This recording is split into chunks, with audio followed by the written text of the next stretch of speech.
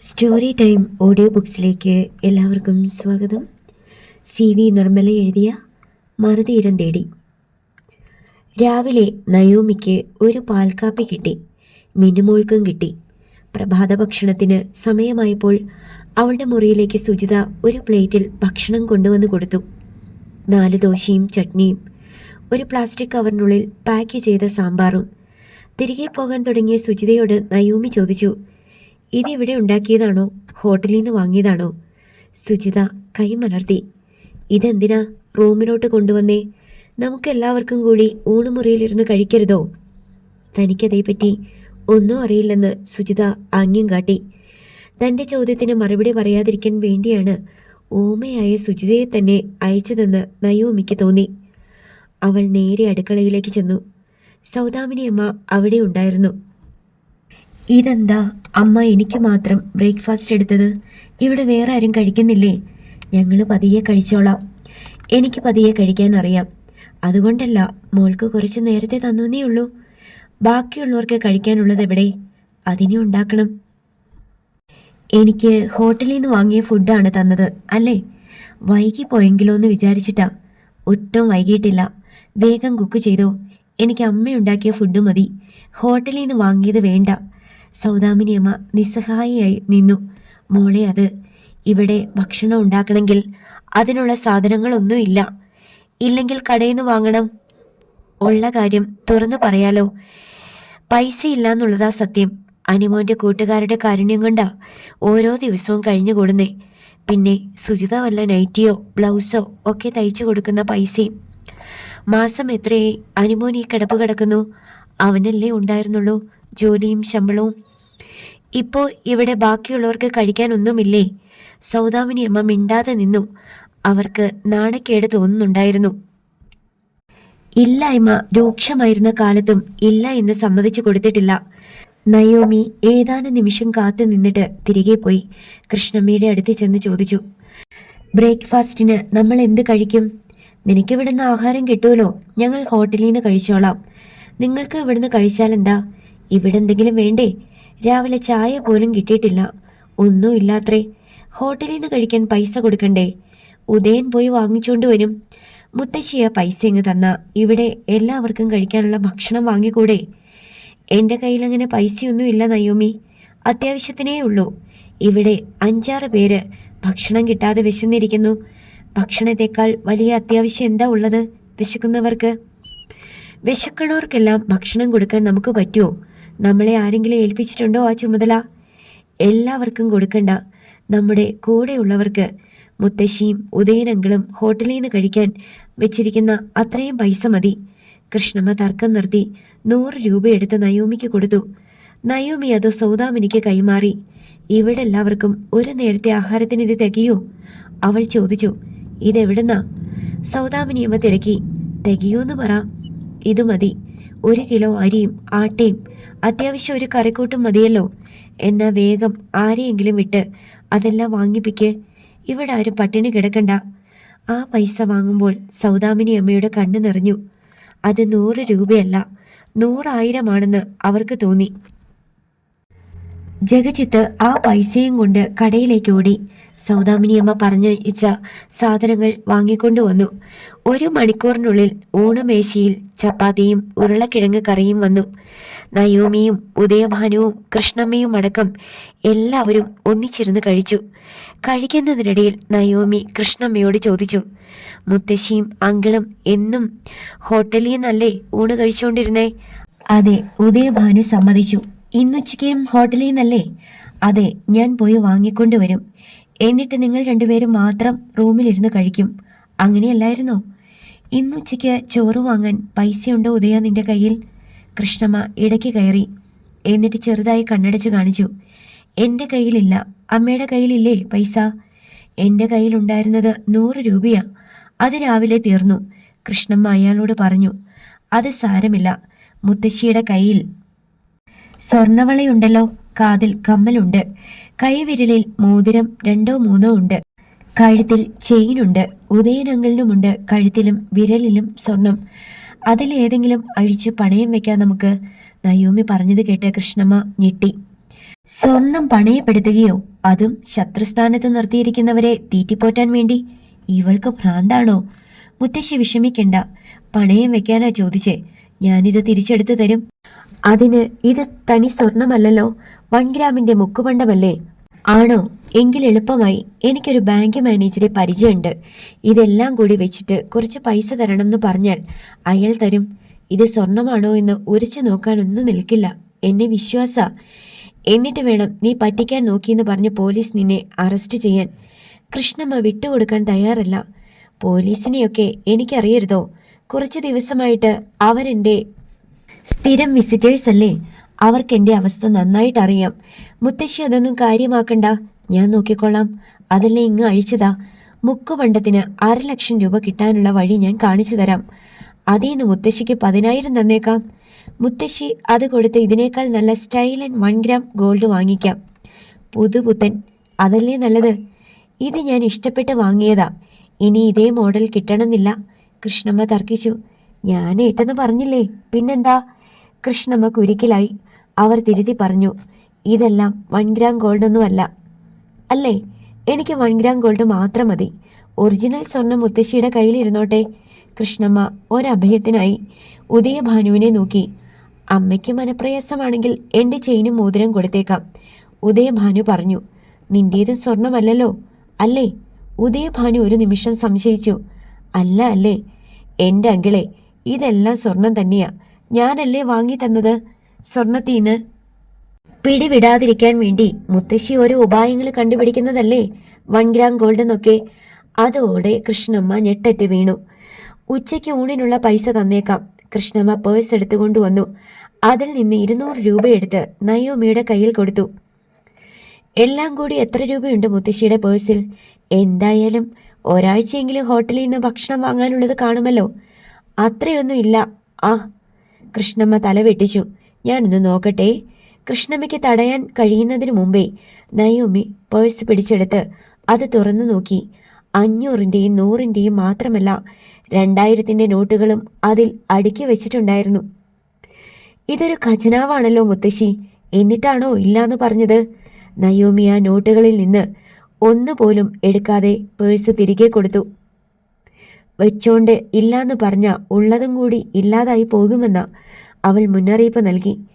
എൻ്റെ കയ്യിൽ മാത്രമല്ല, നിന്റെ കയ്യിലും സ്വർണ്ണമുണ്ട്, പൈസയുണ്ട്. അലമാരയിൽ വെച്ച് പൂട്ടിയിരിക്കുക, അതെടുത്താലെന്താ? കൃഷ്ണമ്മ ചോദിച്ചു. അലമാര തുറക്കാൻ താക്കോലില്ലല്ലോ. ആരെയെങ്കിലും വിളിച്ച് അതിൻ്റെ പൂട്ടിളക്കിയാൽ പോരെ? അങ്ങനെയും നോക്കാം. പക്ഷേ അതെടുത്ത് ഇവിടെ ചെലവാക്കി കളഞ്ഞാൽ പിന്നെ നീ എങ്ങനെ ജീവിക്കും? സ്വർണമൊക്കെ നീ കല്യാണ ആവശ്യത്തിന് വേണ്ടി കരുതി വെച്ചിരുന്നതല്ലേ. എൻ്റെ കല്യാണത്തിനോ? അല്ലാതെ പിന്നെ എൻ്റെയാണോ? കൃഷ്ണമ്മയ്ക്ക് അരിശം വരുന്നുണ്ട്. എനിക്കിനി എന്തിനാ മുത്തശ്ശി കല്യാണം? ഭർത്താവും മോളും ഉണ്ടല്ലോ. നീ ഡൈവോഴ്സ് എടുക്കാൻ തീരുമാനിച്ച വിവരം മറന്നോ? ഓ, അത് ശരിയാണല്ലോ. തൽക്കാലം ഡൈവോഴ്സും കല്യാണവും അവധിക്ക് വെക്കാം. മുത്തശ്ശി, ഇവിടുത്തെ കാര്യങ്ങൾ നടക്കട്ടെ. അവര് സമ്മതിക്കെന്ന് തോന്നുന്നുണ്ടോ നിനക്ക്? ആരാ സമ്മതിക്കാത്തെ? നീ കല്യാണം കഴിക്കാനിരിക്കുന്ന ആൾ. അവര് നിനക്ക് എന്തെല്ലാം തന്നു? സ്വർണം, പണം, ഡസൻ കണക്കിന് വില പിടിച്ച ഡ്രസ്സ്. ഇനി കല്യാണം വേണ്ടാന്ന് പറഞ്ഞ അവര് നിന്നെ വെറുതെ വിടുവോ? ഞാൻ വാങ്ങിയതൊക്കെ തിരിച്ചു കൊടുത്താ പോരെ? അതുമാത്രം മതിയോ? അങ്ങനെയല്ലായിരുന്നല്ലോ നിങ്ങൾ തമ്മിലുള്ള അടുപ്പം. ഞങ്ങൾ തമ്മിലുള്ള അടുപ്പം എങ്ങനെയുള്ളതായിരുന്നു? ഞാൻ ഓർക്കുന്നില്ലല്ലോ. നയോമി നിഷ്കളങ്കമായി ചോദിച്ചു. നിനക്ക് ഒട്ടും ബോധമില്ലേ നയോമി? കൃഷ്ണമ്മയ്ക്ക് സഹി കെട്ടു. അപ്പോഴാണ് നയോമിക്ക് ബുദ്ധി ഉദിച്ചത്. ചുറ്റും കുടുംബാംഗങ്ങൾ ഇരിക്കുന്നു. അവരുടെ മുന്നിൽ വെച്ച് ഇതിൽ കൂടുതൽ വിട്ടുപറയാൻ കൃഷ്ണമ്മയ്ക്ക് വയ്യ. മുത്തശ്ശി എന്തിനാ ഇവരുടെ മുന്നിൽ വെച്ച് ഇത്രയും തുറന്നു പറഞ്ഞേ? ഹസ്ബൻഡും മോളും ഉള്ള ഞാൻ അതെല്ലാം ഉപേക്ഷിച്ച് വേറെ ഒരുത്തൻ്റെ പുറകെ പോയിന്ന് പറഞ്ഞാൽ ഇവരെന്നെക്കുറിച്ച് എന്ത് വിചാരിക്കും? ഇവര് നിന്നെപ്പറ്റി എന്ത് വിചാരിച്ചാലും ഒന്നുമില്ല. നമ്മൾ ഇവരുടെ ചെലവിലല്ല, ഇവര് നമ്മുടെ ചെലവിലാ കഴിഞ്ഞുകൊണ്ടിരുന്നേ. എന്നാലും ഒരു മനസാക്ഷിക്കുത്ത് തോന്നില്ലേ മുത്തശ്ശി എനിക്ക്? ഇപ്പൊ തന്നെ ഇവരുടെ മുഖത്ത് നോക്കാൻ ലജ്ജ തോന്നുന്നു. കൃഷ്ണമ്മ അതോടെ വായടച്ചു. ഭക്ഷണം കഴിഞ്ഞ് മുറിയിൽ വന്നിരുന്ന് അമ്മയും മകനും കൂടി ആലോചിച്ചു. അവളിങ്ങനെ പെരുമാറാൻ തുടങ്ങിയ നമ്മുടെ ഗതി എന്താവും? കൃഷ്ണമ്മ മകനോട് ചോദിച്ചു. അമ്മ സ്വർണമൊന്നും കൊടുക്കേണ്ട കേട്ടോ. എല്ലാം വാങ്ങിച്ചെടുത്തിട്ട് അവള് നമ്മളെ ഈ വീട്ടിൽ നിന്ന് ഇറക്കി വിട്ടാലോ? അതെനിക്ക് ആലോചിക്കാൻ പോലും വയ്യ. ഇവിടെ നിന്ന് ഇറങ്ങേണ്ടി വന്നാൽ നമ്മൾ എങ്ങോട്ട് പോകും? അവൾ എങ്ങനെ നേരെ എതിര് തിരിഞ്ഞൂന്നാ എനിക്ക് മനസ്സിലാകാതെ. നമ്മുടെ മുന്നിൽ നിന്ന് അവർക്കെതിരെ യുദ്ധം ചെയ്തിരുന്നവൾ ഒരു രാത്രി ഇരുണ്ട് വെളുത്തപ്പോ ശത്രുക്കളുടെ കൂടെ നിന്ന് നമ്മളോട് പടവെട്ടുന്നു. ഉദയഭാനു ആശ്ചര്യപ്പെട്ടു. കുറെ കഴിയുമ്പോൾ ഈ വികല്പം മാറുമായിരിക്കും, കൃഷ്ണമ്മ പ്രത്യാശിച്ചു. ഇങ്ങനെ പോയ അവൾ ഇനി അഭിനയിക്കുമെന്ന് ആർക്കറിയാം? പ്രൊഡ്യൂസറോടും ഡയറക്ടറോടും എന്ത് സമാധാനം പറയും? ഉദയഭാനു ആശങ്കാകുലനായി. അഭിനയിക്കാതിരിക്കുവോ? അവളുടെയും കൂടി ചോരല്ലേ. മാത്രമല്ല, കുടുംബം കഴിഞ്ഞു പോണെങ്കിൽ വേറെന്താ വഴി? അമ്മ പൈസയൊന്നും ഇനി കൊടുക്കണ്ട, പോയി അഭിനയിക്കട്ടെ. ഇവിടെ ഇത്രയും സാമർഥ്യം കാണിക്കുന്നുണ്ടല്ലോ, ഇതിൻ്റെ പകുതി ബുദ്ധിമുട്ടില്ല അഭിനയിക്കാൻ. പൈസ കൊടുക്കാതിരുന്ന അവൾ സ്വർണം ചോദിക്കും. അതിനേക്കാൾ ഭേദം പൈസ കൊടുക്കുന്നതല്ലേ? കൃഷ്ണമ്മ ചോദിച്ചു. അതിപ്പോ വല്ലാത്തൊരു കെണിയായിപ്പോയല്ലോ. എൻ്റെ പൈസ എത്രയുണ്ടെന്ന് അവൾ കാണുകയും ചെയ്തു. ഇനിയിപ്പോൾ കൊടുക്കാതിരിക്കാനും വയ്യ. അനിലിന് ആക്സിഡന്റ് പറ്റിയെന്നറിഞ്ഞപ്പോൾ നമ്മൾ ഇങ്ങോട്ട് പോരേണ്ട ഒരു കാര്യവും ഇല്ലായിരുന്നു. അവൻ ജീവിക്കോ മരിക്കോ എന്താന്ന് വെച്ചാൽ ചെയ്തോട്ടെ എന്ന് വിചാരിച്ച് മാറി നിന്നാ മതിയായിരുന്നു. ഉദയഭാനു പരിതപിച്ചു. വന്നിട്ട് നമ്മൾ തിരിച്ചു പോയതല്ലേ, പിന്നീട് വീണ്ടും വന്നതാ ഏറ്റവും വലിയ കുഴപ്പമായത്. ഈ വീട് വിലയ്ക്ക് വാങ്ങേണ്ട ഒരു കാര്യവും ഇല്ലായിരുന്നു. അല്ലെങ്കിൽ ഇവരെയെല്ലാം ഒഴിപ്പിച്ചിട്ട് വാങ്ങിക്കണമായിരുന്നു. 1-2 ലക്ഷം കൂടുതൽ കൊടുത്താലും വേണ്ടില്ലായിരുന്നു. ശരിയാ, ഇതിപ്പോൾ കയ്യിലിരുന്ന 10-20 ലക്ഷം രൂപയും പോയി. വീടും വല്ലവരുടെ നിയന്ത്രണത്തിലായി. നമ്മുടെ കൂടെ നിന്നവള് പോയി, എതിർകക്ഷിയുടെ കൂടെ ചേരുകയും ചെയ്തു. അങ്ങനെയൊന്നും കൃഷ്ണമ്മ വിടില്ല ഉദയാ. വർഷങ്ങളോളം കഷ്ടപ്പെട്ട് നമ്മൾ വാരിക്കൂട്ടി കൊണ്ടുവന്നതെല്ലാം നശിപ്പിക്കാൻ അവളുടെ ഉദ്ദേശമെങ്കിൽ പിന്നെ അവളും ഉണ്ടാവില്ല, ഞാനും ഉണ്ടാവില്ല ജീവനോടെ ഈ ഭൂമിയിൽ. കൃഷ്ണമ്മയുടെ വാക്കിൽ പകയുടെ മൂർച്ച തിളങ്ങി. കൃഷ്ണമ്മയുടെ മൊബൈൽ ശബ്ദിച്ചു. നമ്പർ നോക്കിയിട്ട് കൃഷ്ണമ്മ ഉൾക്കിടലത്തോടെ ഉദയഭാനുവിനെ നോക്കി. ഇതവനാ, ഗൗതം ഘോഷ്. എന്തു പറയും? ഉദയഭാനു പരിഭ്രമിച്ചു. എടുക്കാതിരുന്നാലോ? അവനിങ്ങു വരും. അവൻ അറിഞ്ഞു കാണുമല്ലോ അവൾ ഇവിടെ എത്തിയിട്ടുണ്ടെന്ന്. കൃഷ്ണമ്മ കോൾ അറ്റൻഡ് ചെയ്തു. ഹലോ ഹലോ, നയൂമിയുടെ മുത്തശ്ശിയാണോ? അതേ മോനെ, നയൂമി വീട്ടിൽ തിരിച്ചെത്തിയെന്ന് TV ന്യൂസിലും ന്യൂസ് പേപ്പറിലുമൊക്കെ കണ്ടു. ഉവ്, തിരിച്ചെത്തി. എന്താ സംഭവിച്ചതെന്ന് അവൾ പറഞ്ഞോ? ഒന്നും ഓർമ്മയില്ലാന്ന് പറയണ്. ഏയ്, അങ്ങനെ വരില്ല. സംഭവിച്ചതൊക്കെ പറഞ്ഞ ലോകം മുഴുവൻ അറിയുമല്ലോ എന്നുള്ള അപമാന ഭീതി കൊണ്ടായിരിക്കും. പക്ഷേ പോലീസ് ചോദ്യം ചെയ്തിട്ടും അതൊക്കെ അഭ്യാസമല്ലേ. അവൾ നല്ല ഒന്നാന്തരം നടിയല്ലേ മുത്തശ്ശി. തന്മയത്തമായിട്ട് അഭിനയിക്കാൻ അവൾക്ക് നന്നായി അറിയാം. ഞങ്ങൾക്ക് അങ്ങനെ തോന്നിയില്ല. ഞാൻ അവിടെ വന്ന് അവളെ ഒന്ന് കണ്ടാലോ? അവൾക്ക് കുറച്ചുകൂടെ സുഖമായിട്ട് പോരെ? എനിക്ക് ചില കാര്യങ്ങൾ അറിഞ്ഞാൽ മതി. എത്ര പേരുണ്ടായിരുന്നു, ആരൊക്കെ എന്തൊക്കെ ചെയ്തു, അതറിഞ്ഞിട്ട് വേണം എനിക്ക് അടുത്ത സ്റ്റെപ്പ് വയ്ക്കാൻ. അവളെ അങ്ങ് മറന്നേക്ക് മോനെ, അതാ നല്ലത്. ഇനി അവളെ എന്തിനാ മോന്? എനിക്ക് അങ്ങനെ മറക്കാൻ പറ്റില്ല. അവൾക്ക് എന്ത് സംഭവിച്ചിരുന്നാലും എനിക്കത് പ്രശ്നവുമല്ല. പക്ഷേ ആരാണ് അവളെ കിഡ്നാപ്പ് ചെയ്തത്? എത്ര പേരുണ്ടായിരുന്നു? ആരൊക്കെ അവളെ ഉപദ്രവിച്ചു? ഇത്രയും വിവരങ്ങൾ എനിക്ക് കിട്ടണം. അവർ ആരായിരുന്നാലും ശരി, എത്ര വലിയവനായിരുന്നാലും ശരി, അവരുടെ ആയുസിൻ്റെ നീളം ഇനി ഞാൻ നിശ്ചയിക്കും. എനിക്കൊന്നും അറിഞ്ഞുകൂടാ. നയോമിക്ക് ഒന്നും ഓർമ്മയില്ലെന്നാ പറയുന്നേ. ശരി, അവൾ വീട്ടിലുണ്ടല്ലോ, ബാക്കി ഞാൻ നോക്കിക്കൊള്ളാം. ഓക്കെ. കോൾ മുറിഞ്ഞു. എന്തൊക്കെയാ സംഭവിക്കാൻ പോണേന്ന് ആർക്കറിയാം? അല്പം കഴിഞ്ഞപ്പോൾ ഒരു പോലീസ് ജീപ്പ് വന്ന് വീടിൻ്റെ ഗേറ്റിനപ്പുറം നിന്നു. SI രാജു ജോസഫും മറ്റ് 2 പോലീസുകാരും ജീപ്പിൽ നിന്നിറങ്ങി. രാജു ജോസഫ് തനിയെ വീട്ടിലേക്ക് കയറി വന്നു. ലിവിംഗ് റൂമിൽ നിന്ന് കൃഷ്ണമ്മ ഇറങ്ങിച്ചെന്നു. അവളില്ലേ? SI രാജു ജോസഫ് ചോദിച്ചു. ഉണ്ടല്ലോ, വിളിക്ക്. കൃഷ്ണമ്മ പോയി നയോമിയെ വിളിച്ചുകൊണ്ട് വന്നു. എന്താടി, നിനക്ക് എന്തെങ്കിലും മാറ്റമുണ്ടോ? SI അവളെ അടിമുടി നോക്കി. മാറ്റം ഉണ്ടോയെന്ന് കാണുന്നവർക്കല്ലേ തിരിച്ചറിയാൻ എളുപ്പം. നിനക്കെന്തെങ്കിലും ഓർമ്മ വന്നോന്നാ ചോദിച്ചേ, അല്ലാതെ നിന്റെ ഗ്ലാമർ കൂടിയോന്നല്ല. ചെറിയ ചില കാര്യങ്ങളൊക്കെ ഓർമ്മിച്ചു. ആ പറ, എന്തൊക്കെയാ? മുത്തശ്ശിക്കും ഉദയനങ്കലിനും ഞാൻ കുറേ ഗോൾഡ് വാങ്ങി കൊടുത്തിട്ടുണ്ടായിരുന്നു. പിന്നെ കുറേ പൈസയും കൊടുത്തിട്ടുണ്ടായിരുന്നു. നിന്നെ തട്ടിക്കൊണ്ടുപോയവരെ പറ്റി എന്തെങ്കിലും വെളിപാട് കിട്ടിയോ നിനക്ക്? ഇല്ല സാർ, അതൊരു ബ്ലാക്ക് ഹോൾ പോലെ കിടക്കുക. നീ അഭിനയിക്കുകയാണോ അതോ ശരിക്കും നിനക്ക് ഓർമ്മക്കേടുണ്ടോ? സാർ ഇങ്ങനെയൊക്കെ ചോദിക്കുന്നത് വലിയ കഷ്ടമാ. 2-3 ഡോക്ടർമാർ എന്നെ ചികിത്സിച്ചു. 2 സൈക്കാട്രിസ്റ്റുകൾ എനിക്ക് കുറേ ദിവസം ട്രീറ്റ്മെൻറ്റ് തന്നു. എന്നിട്ടും SA ഒന്ന് മൂളിയിരുത്തി. ഞാൻ ഇനിയും വരും, നിനക്ക് ഓർമ്മ കിട്ടുന്നത് വരെ. SA രാജു ജോസഫ് തിരികെ പോയി. മുത്തശ്ശി, 500 രൂപ താ. നയോമി കൈ നീട്ടി. എന്തിനാ ഇപ്പം 500? ഈ വീട്ടിലേക്ക് കുറച്ച് സാധനങ്ങൾ വാങ്ങാനുണ്ട്. ശരിക്കും 5000 രൂപ കൊടുത്താലേ തികയൂ. പക്ഷേ തൽക്കാലം 500 ചോദിക്കുന്നുള്ളൂ. ഇല്ലെന്ന് മാത്രം പറയല്ലേ, ഞാൻ കണ്ടതാ. രൂപ എടുത്ത് കൊടുക്കുകയല്ലാതെ ഗത്യന്തരമില്ലായിരുന്നു കൃഷ്ണമ്മയ്ക്ക്. ഉച്ചതിരിഞ്ഞ് 3 മണിയോടെ ഒരു ബെൻസ് കാർ ഗേറ്റിനപ്പുറം റോഡരികിൽ മെല്ലെ ഒഴുകി വന്നു നിന്നു. അത് കണ്ടതും കൃഷ്ണമ്മ നയോമിയുടെ അടുത്തേക്ക് ഓടി. മോളെ, അവൻ വന്നിട്ടുണ്ട്. ആര്? ഗൗതം ഘോഷ്. അതാരാണ്? എൻ്റെ മോളെ, നീ അവനെ ഓർമ്മയില്ലാന്ന് പറഞ്ഞു കളയല്ലേ. നിന്നെ കല്യാണം കഴിക്കാനിരുന്നവനാ. പൈസയും സ്വർണവും കുറച്ചൊന്നുമല്ല അവൻ്റെ കയ്യിൽ നിന്ന് വാങ്ങിയിട്ടുള്ളത്. മുത്തശ്ശി, അതിനൊക്കെ കൂട്ടുനിന്നോ? കൂട്ടുനിൽക്കാതെ എന്തു ചെയ്യും? എന്നോട് ചോദിച്ചിട്ടാണോ നീ അവനുമായിട്ട് അടുത്തത്? അടുത്തപ്പോൾ തടയായിരുന്നില്ലേ? എന്തിനാ തടയുന്നേ? അവനെപ്പോലൊരു കോടീശ്വരനെ കിട്ടാൻ സുന്ദരിമാര് ക്യൂ നിൽക്കും. ഇപ്പോൾ ഞാനെന്ത് ചെയ്യണം? അവനെ പിണക്കാതിരുന്നാ മതി. പിണങ്ങിയ അവൻ എന്തും ചെയ്യും. കൊല്ലാനും ചാവാനും മടിയില്ലാത്തവനാ. കോളിംഗ് ബെല്ലിൻ്റെ ശബ്ദം. അതവനാ. ഞാൻ പോയി വാതിൽ തുറക്കട്ടെ? പറഞ്ഞതൊക്കെ ഓർമ്മയുണ്ടല്ലോ. ഞാൻ സുഖമില്ലാതെ കിടക്കുക. നയോമി കട്ടിലിൽ കയറി ഒറ്റ കിടപ്പ്. കഴുത്ത് വരെ പുതപ്പും വലിച്ചിട്ടു. കൃഷ്ണമ്മ ഗൗതം ഘോഷിനെ പൂമുഖവാതിൽക്കൽ എതിരേറ്റു. കേറി വാ മോനെ. ഗൗതം ഘോഷ് അകത്തേക്ക് വന്നു. നയോമി എവിടെ? അവൾക്ക് നല്ല സുഖമില്ല. എനിക്ക് കാണണം. അതിനെന്താ, വാ. കൃഷ്ണമ്മ അയാളെ നയോമിയുടെ മുറിയിലേക്ക് ആനയിച്ചു. നയോമി കിടക്കുകയായിരുന്നു. ഗൗതം ഘോഷ് മുറിക്കുള്ളിലേക്ക് കടന്നു വന്നപ്പോൾ അവിടെ വായുവിൽ വില കൂടിയ സുഗന്ധദ്രവ്യത്തിൻ്റെ പരിമളം വ്യാപിച്ചു. നയോമി, ഗൗതം ഘോഷ് വിളിച്ചു. നയോമി ബന്ധപ്പെട്ട് എഴുന്നേറ്റിരുന്നു. ഞാൻ സുഖമില്ലാണ്ട് കിടക്കുകയായിരുന്നു. നയോമി നെറ്റി തടവിക്കൊണ്ട് പറഞ്ഞു. എന്തു പറ്റി? വയറുവേദന. എന്നിട്ട് നീ നെറ്റിയാണല്ലോ തടവുന്നേ. മൈഗ്രെയിനും ഉണ്ട് ഗൗതം. എൻ്റെ ആരോഗ്യം ഇപ്പോഴും ശരിയായിട്ടില്ല. എന്താ നയോമി സംഭവിച്ചത്? ആരാ നിന്നോട് ഈ ചതി ചെയ്തത്? ആരായാലും ശരി, അതിൻ്റെ ശിക്ഷ ഞാൻ കൊടുത്തിരിക്കും. മരണശിക്ഷ തന്നെ കൊടുക്കണം. ഒരാളെയും വെറുതെ വിടരുത്.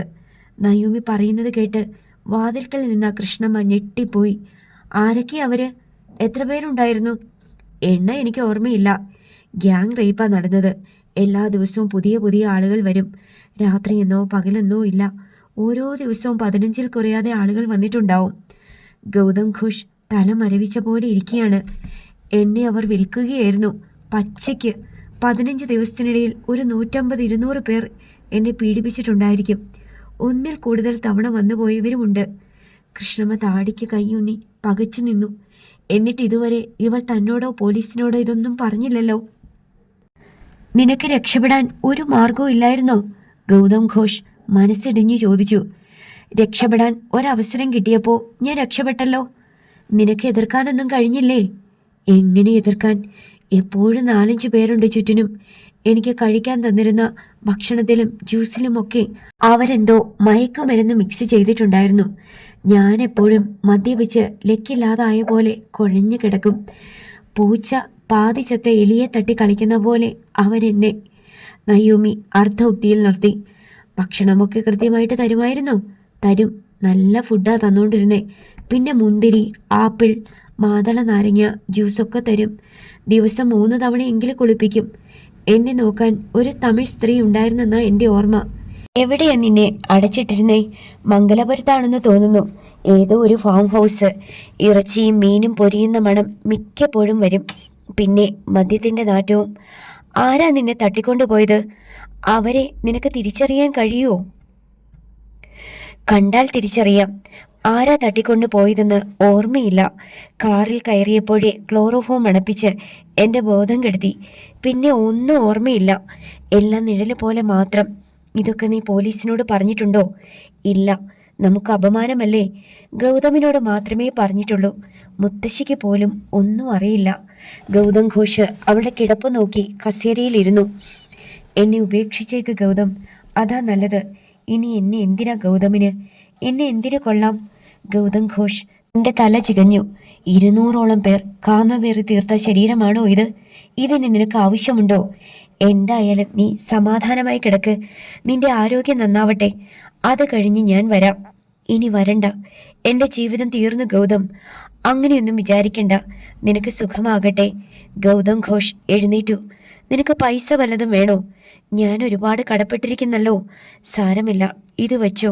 ഗൗതം ഘോഷ് പേഴ്സ് എടുത്ത് തുറന്ന് അതിൽ നിന്ന് ഒരു പിടി കറൻസി നോട്ടുകൾ എടുത്ത് അവളുടെ തലയണ കീഴിൽ വെച്ചു. നമ്മൾ തമ്മിൽ എന്തൊരു സ്നേഹമായിരുന്നു അല്ലേ ഗൗതം? എല്ലാം എനിക്ക് നഷ്ടപ്പെട്ടല്ലോ. സാരമില്ല, എല്ലാം ശരിയായിക്കോളും. വരട്ടെ. ഗൗതം അവളോട് യാത്ര പറഞ്ഞ് മുറി വിട്ടിറങ്ങി. അയാളുടെ ബെൻസ് കാർ പോകുന്നതുവരെ ക്ഷമയോടെ നിന്നിട്ട് കൃഷ്ണമ്മ ഓടി നയോമിയുടെ അരികെ വന്നു. പോയോ? നയോമി തിരക്കി. ആ പോയി. നീ എന്തൊക്കെയാ മോളെ അവനോട് പറഞ്ഞത്? നിനക്ക് ബുദ്ധിയുണ്ടോ? 200 പേര് നിന്നെ റേപ്പ് ചെയ്തിട്ടുണ്ടത്രേ. ഇനി അവൻ ഈ വഴിക്ക് വരുവോടി പൊട്ടി? വരണ്ട. അതിനു വേണ്ടിയാ അങ്ങനെ പറഞ്ഞത്. ആ ശല്യം ഒഴിവായി പോയില്ലേ? നയോമി കൂളായി എഴുന്നേറ്റ് മുടി വാരിക്കെട്ടി. അപ്പോ നീ പറഞ്ഞതെല്ലാം കള്ളമായിരുന്നോ? ദേ, മുത്തശ്ശിക്ക് വേണമെങ്കിൽ ആ പൈസ എടുത്തു വെച്ചോ. എനിക്ക് വേണ്ട. കൃഷ്ണമ്മ ഒന്നും മനസ്സിലാകാതെ അന്തം വിട്ടു നിന്നു. വീട് വളരെ വേഗം ഒരു കുടുംബമായി കൊണ്ടിരിക്കുന്നതിൻ്റെ താളം സൗദാമിനിയമ്മയ്ക്ക് അനുഭവപ്പെടുന്നുണ്ടായിരുന്നു. വീട്ടുപകരണങ്ങൾ മാത്രമല്ല, അടുക്കോടും ചിട്ടയോടും കൂടി വിന്യസിക്കപ്പെട്ടത് വീട്ടിനുള്ളിലെ പെരുമാറ്റവും കൂടിയായിരുന്നു. കുടുംബാംഗങ്ങളുടെ സ്വഭാവ സവിശേഷതകളും കൂടിയായിരുന്നു. ഓരോരുത്തർക്കും ഓരോ ഭ്രമണപഥം രൂപപ്പെട്ടു. കേന്ദ്രബിന്ദു നയോമിയാണെന്ന് മാത്രം. നയോമിയെ ചുറ്റിപ്പറ്റിയാണ് ആ വീട്ടിൽ പ്രഭാതമുദിക്കുന്നതും അന്തിമയങ്ങുന്നതും. നയോമി എന്തു പറയുന്നു എന്ന് കേൾക്കാൻ ചെകിടോർത്തിരിക്കുകയാണ് എല്ലാവരും. കാരണം അവളുടെ വചനങ്ങൾ ദുഃഖമോ നിരാശയോ ആരിലും ഉളവാക്കുന്നില്ല. മറിച്ച് സന്തോഷവും പ്രത്യാശയും പ്രസരിപ്പും പ്രദാനം ചെയ്യുകയാണ്. നയോമിയുടെ ഒരു വാക്കും പാഴായി പോകുന്നില്ല എന്നാണ് സൗദാമിനിയമ്മയ്ക്ക് തോന്നിയത്. എല്ലാത്തിനും അർത്ഥമുണ്ട്, ആശയങ്ങളുണ്ട്, ചോദനാത്മകവുമാണ്. മുൻപ് നയോമി സംസാരിക്കുമ്പോൾ കേൾക്കുന്നവരുടെ മനസ്സിടിഞ്ഞു പോകുമായിരുന്നു. ശാപവാക്കുകളാണ് അവൾ ഉരുവിട്ടിരുന്നത്. വിദ്വേഷവും വെറുപ്പും പകയും കുമിഞ്ഞുകൂടിയ വാക്കുകളായിരുന്നു. അതിലേറെയും സ്നേഹശൂന്യതയുടെയും അഹന്തയുടെയും ആത്മപ്രശംസയുടെയും ദുരാഗ്രഹങ്ങളുടെയും ദുർഗന്ധമാണ് ആ വാക്കുകളിൽ നിന്നും വമിച്ചിരുന്നത്. അവൾ സംസാരിക്കുന്നിടത്ത് കുറേശ്ശെ ഇരുട്ട് വന്ന് കുമിയുന്നത് പോലെ തോന്നുമായിരുന്നു. ഇപ്പോൾ നയോമി സംസാരിക്കുന്നിടത്ത് പ്രകാശകിരണങ്ങളാണ് വരുന്നത്. ഇരുട്ടുള്ളിടത്ത് വെളിച്ചമുണ്ടാകുന്നു. അവൾ സംസാരിക്കുമ്പോൾ സന്തോഷവും പ്രത്യാശയും മനസ്സിൽ ഉറവെടുക്കുന്നു. നൈരാശ്യവും വേദനയും മാഞ്ഞു പോകുന്നു. അശാന്തിയും അനിശ്ചിതത്വവും ആധിയും അരക്ഷിതാവസ്ഥയുമുള്ള കുടുംബത്തിലേക്ക് നയോമിയുടെ 2-4 വാക്കുകൾ വന്നു വീഴുമ്പോൾ എല്ലാം ലളിതവും ശുഭസൂചകവുമായി തീരുന്നു. ആ കുടുംബത്തിലെ ഓരോരുത്തരും എന്താണോ ആഗ്രഹിക്കുന്നത് അത് നയോമി ചെയ്യുന്നുണ്ട്. പക്ഷേ അവൾ അവരുടെ എല്ലാം ഇഷ്ടം നടപ്പാക്കുകയല്ല. അവളുടെ സ്വന്തം ഇഷ്ടം നടപ്പാക്കുമ്പോൾ അതെല്ലാം മറ്റുള്ളവരുടേതും കൂടി ആവുകയാണ്. നാളെയെക്കുറിച്ച് സൗദാമിനിയമ്മയ്ക്ക് ഇപ്പോൾ ഒരു വേവലാതിയുമില്ല. നയോമി ഉണ്ടല്ലോ. തൻ്റെ ചികിത്സ തുടർന്ന് നടത്താൻ കഴിയില്ലെന്ന ശങ്ക ഇപ്പോൾ അനിൽ ബാബുവിനുമില്ല. നയോമി ഉണ്ട്. അവൾ അതേപ്പറ്റി ഒന്നും പറയുന്നില്ലായിരിക്കും, മരുന്നുകൾ വാങ്ങിക്കൊടുക്കുന്നില്ലായിരിക്കും. പക്ഷേ ഒരു ദിവസം അവൾ പറയാതിരിക്കില്ല, ചെയ്യാതിരിക്കില്ല. അതൊരു വലിയ പ്രത്യാശയാണ്. നയോമിയുടെ വാക്കിലും പ്രവൃത്തിയിലും സമാധാനം നഷ്ടപ്പെട്ടുകൊണ്ടിരിക്കുന്ന 2 പേരുണ്ട് ആ വീട്ടിൽ, കൃഷ്ണമ്മയും ഉദയഭാനുവും. കൃഷ്ണമ്മയുടെ സംശയം ഇപ്പോൾ വേറൊന്നുമല്ല, നയോമിയിൽ വേറെ ഏതെങ്കിലും ബാധ സന്നിവേശിച്ചിട്ടുണ്ടോ എന്നാണ്. അതവർ മകനോട് പല ആവർത്തി പറയുകയും ചെയ്തു. ശരിക്കുള്ള നയോമി ഇങ്ങനെയല്ല. ഇത് വേറെ ഏതോ ബാധ കൂടിയതാ. പ്രശ്നം വെപ്പിക്കണം, ബാധ ഒഴിപ്പിക്കാനുള്ള പരിഹാര ക്രിയകൾ നടത്തണം. അവൾ അതിനും സമ്മതിക്കില്ലല്ലോ. എന്നായി ഉദയഭാനു.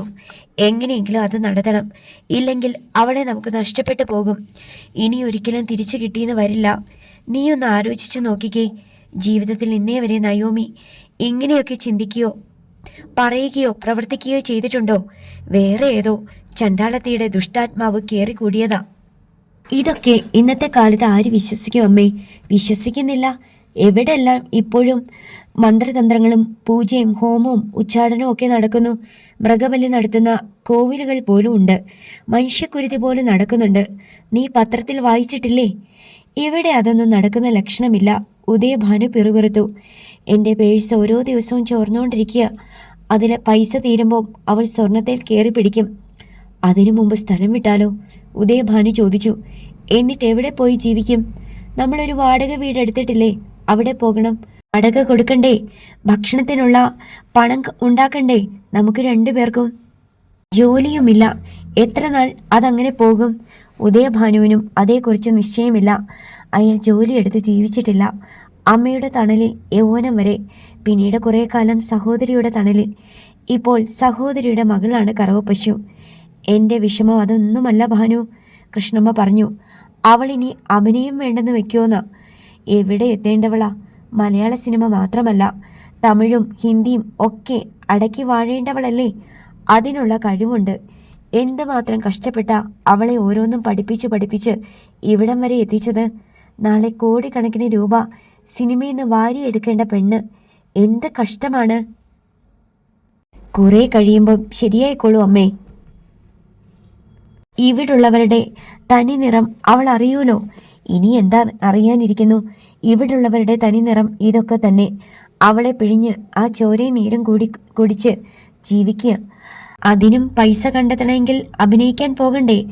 അത് ശരിയാ. അവൾക്കറിയാവുന്ന ഒരേ ഒരു തൊഴിൽ അതുമാത്രമാ. കൃഷ്ണമ്മ ശരിവെച്ചു. അനിൽ ബാബുവിൻ്റെ സുഹൃത്തുക്കളിൽ പലരും ഇടയ്ക്കിടെ സന്ദർശനത്തിന് വരുന്നുണ്ടായിരുന്നു. അനിൽ ബാബു അവരോട് പറഞ്ഞു, ഇപ്പോൾ എനിക്കൊരു പ്രതീക്ഷയുണ്ട്. ഈ കിടപ്പിൽ നിന്ന് എഴുന്നേൽക്കാൻ സാധിക്കുന്നു. മുമ്പ് അങ്ങനെയല്ലായിരുന്നു. ഈ കിടപ്പിൽ മതിയെന്നേ ഉണ്ടായിരുന്നുള്ളൂ. യൂമിയുടെ മനോഭാവത്തിനൊക്കെ മാറ്റമുണ്ടല്ലേ? ജയകൃഷ്ണൻ ചോദിച്ചു. ഒരുപാട് മാറ്റമുണ്ട്, ഒരുപാട്. അതെങ്ങനെ സംഭവിച്ചുവെന്ന് വല്ല ധാരണയുണ്ടോ? അതറിയില്ല. പക്ഷേ അതിശയമല്ലേ, പക്ക നെഗറ്റീവായിരുന്ന ഒരാൾ പെട്ടെന്ന് പോസിറ്റീവായി മാറി. വെള്ളത്തിന് തീ പിടിച്ചു എന്നൊക്കെ പറയും പോലെ. നന്നായി വരട്ടെ, സുധീഷ് പറഞ്ഞു. താനൊരു കാര്യം ചെയ്യണം. നയോമിയെ കാണാതായ ദിവസങ്ങളൊക്കെ മനസ്സിൽ നിന്ന് വെട്ടിക്കളഞ്ഞേക്കണം. അതിനെപ്പറ്റി ഓർത്ത് തല പുണ്ണാക്കരുത്. അവളെ ഓർമ്മിപ്പിക്കുകയും ചെയ്യരുത്. ആ സമയം കടന്നുപോയി. അതിനി ഒരിക്കലും തിരിച്ചു വരില്ല. തിരുത്താനും പറ്റില്ല. എനിക്കറിയാം. ഇവിടെ എല്ലാവരും ഹാപ്പിയാണല്ലോ അല്ലേ? അമ്മയ്ക്കൊക്കെ സന്തോഷമായി. മുമ്പ് ഈ വീട്ടിൽ നയോമി ഉണ്ടാക്കിയിട്ടുള്ള കലാപം ചില്ലറയല്ല. സ്വന്തം സ്വസ്ഥത കളയുക മാത്രമല്ല അവൾ ചെയ്തുകൊണ്ടിരുന്നേ, എല്ലാവരുടെയും മനസ്സമാധാനം നഷ്ടപ്പെടുത്തുമായിരുന്നു. എൻ്റെ അമ്മയൊക്കെ പണത്തിനേക്കാളും സ്ഥാനമാനങ്ങളെക്കാളും മനസ്സുഖത്തിന് വില കൽപ്പിക്കുന്നവരാ. വയറ് നിറയുന്നതിനേക്കാൾ അവർക്ക് വലുത് മനസ്സ് നിറയുന്നതാ. ഞങ്ങൾ നയോമിയോടൊന്ന് സംസാരിച്ചോട്ടെ? കുഴപ്പമൊന്നുമില്ലല്ലോ? ഇല്ല. അവളുടെ പ്ലാൻ എന്തൊക്കെയാണെന്ന് ചോദിക്ക്. എനിക്കതൊന്നും ചോദിക്കാൻ ധൈര്യമില്ല. സുധീഷ് ശങ്കറും ജയകൃഷ്ണനും നീരജ് കുമാറും രാജീവ് ജയറാമും കൂടി ലിവിംഗ് റൂമിലേക്ക് ചെന്നു. ആദ്യം സൗദാമിനി അമ്മയുമായി സംസാരിച്ചു. അതിനുശേഷം നയോമിയെ കാണാൻ ആഗ്രഹം പ്രകടിപ്പിച്ചു. നയോമി മിന്നുമോളോടൊപ്പം മുറിയിലായിരുന്നു. സന്ദർശകർക്ക് കാണണമെന്ന് സൗദാമിനി അമ്മ ചെന്ന് പറഞ്ഞപ്പോൾ നയോമി ചോദിച്ചു, എങ്ങനെയുള്ള ആളുകളാ? ഉപദ്രവിക്കുന്നവരാണോ അതോ സഹായിക്കുന്നവരാണോ? അതുമല്ലെങ്കിൽ മൂന്നാമതൊരു ഗണം കൂടിയുണ്ട്, കളി കണ്ട് രസിക്കുന്നവർ. സഹായവും ഇല്ല, ഉപദ്രവവും ഇല്ല, ആരുടെയും കൂടെയല്ല, എന്നാൽ അതാത് കക്ഷികളുടെ കൂടെയാണെന്ന് തോന്നിപ്പിക്കും. അനിൽ മോൻ്റെ ഫ്രണ്ട്സാ. അവർ ഒരുപാട് സഹായം ചെയ്തിട്ടുണ്ട്. അവരെ ഉണ്ടായിരുന്നുള്ളൂ അപകടം പറ്റിയപ്പോൾ ഓടിയെത്താൻ, വേണ്ടതൊക്കെ ചെയ്യാനും. ഞാനൊക്കെ വൈകിയ വന്നതല്ലേ? സൗദാമിനി അമ്മ മിണ്ടിയില്ല. മിന്നുമോളെയും കൂട്ടി നയോമി ലിവിംഗ് റൂമിലേക്ക് ചെന്നു. അവിടെ കാത്തിരുന്നവർ ഓരോരുത്തരും എഴുന്നേറ്റ് ഹായ് ഹലോ പറഞ്ഞു. ഞങ്ങളെ ഓർമ്മയുണ്ടോ? ഹോസ്പിറ്റലിൽ വന്നിട്ടുണ്ടായിരുന്നു കാണാൻ. തിരുവനന്തപുരത്ത്. കണ്ട പോലെ തോന്നുന്നു. എല്ലാവരെയും ഓർമ്മ കിട്ടണില്ല. എല്ലാ ദിവസവും ഒരുപാട് പേർ കാണാൻ വരുമായിരുന്നല്ലോ. പത്രക്കാരും ചാനലുകാരും പോലീസുകാരും. നമ്മൾ തമ്മിൽ അതിനു മുമ്പേ വർഷങ്ങളുടെ പരിചയമുണ്ട്. നീരജ് കുമാർ ഓർമ്മപ്പെടുത്താൻ ശ്രമിച്ചു. അമ്മ എന്നോട് പറഞ്ഞു, ആക്സിഡൻ്റ് ഉണ്ടായപ്പോൾ ഒരുപാട് സഹായിച്ചവരാണെന്ന്. ഇപ്പോൾ വേറെ ബുദ്ധിമുട്ടൊന്നുമില്ലല്ലോ അല്ലേ? അതായത് ഇവിടെ ഉള്ളവരുമായിട്ട് ഒത്തുപോകാനും പിന്നെ ഇവിടുത്തെ പരിതസ്ഥിതികളുമായിട്ട് ഇണങ്ങിച്ചേരാനും, സ്പെഷ്യലി ഫാമിലി മെമ്പേഴ്സ്. ജയകൃഷ്ണൻ അല്പം തപ്പിത്തടഞ്ഞാണ് ചോദിച്ചത്. അങ്ങനത്തെ പ്രശ്നങ്ങളൊന്നുമില്ല. ഞങ്ങൾക്ക് പരസ്പരം ടോളറേറ്റ് ചെയ്യാൻ കഴിയുന്നുണ്ട്. അതാണ് ഏറ്റവും പ്രധാനം. ഇൻടോളറൻസ് ആണ് സമാധാനത്തിൻ്റെ ഏറ്റവും വലിയ ശത്രു. അസഹിഷ്ണുത. നിങ്ങൾക്ക് കുടിക്കാൻ അമ്മ എന്തെങ്കിലും തന്നോ? കട്ടൻ ചായ തന്നു. അത് അമ്മയുടെ ഒരു സ്പെഷ്യൽ ഐറ്റമാ, ലൈൻ ടീ. ഓരോരുത്തരും എന്ത് ചെയ്യണമെന്ന് ഇപ്പോൾ ഞാൻ ചോദിക്കുന്നില്ല. എനിക്ക് തനിയെ ഓർമ്മ വരട്ടെ. നയോമി ഹാപ്പിയാണല്ലോ അല്ലേ? അതെ. ഇനി എന്താണ്, എങ്ങനെയാണ് എന്നൊക്കെ ആലോചിച്ചിട്ടുണ്ടോ? ഐ മീൻ ഫ്യൂച്ചറിലേക്കുള്ള കാര്യങ്ങൾ. അഭിനയിക്കുവോ അതോ മറ്റെന്തെങ്കിലും ജോലി ചെയ്യുമോ എന്നൊക്കെ? അതൊന്നും ചിന്തിച്ചിട്ടില്ല. സ്റ്റാർട്ടപ്പിന് ഉള്ള സമയം വേണമല്ലോ. ഒരാൾ മാരത്തൺ ഓടാൻ ഇറങ്ങും മുമ്പ് വേണ്ടത്ര പരിശീലനം കിട്ടിയില്ലെങ്കിൽ പൂർത്തിയാക്കാൻ പറ്റും മുമ്പേ വീണു പോകില്ലേ? കറക്റ്റ്. അത് വളരെ ശരിയാണ്. ജയകൃഷ്ണൻ പിന്താങ്ങി.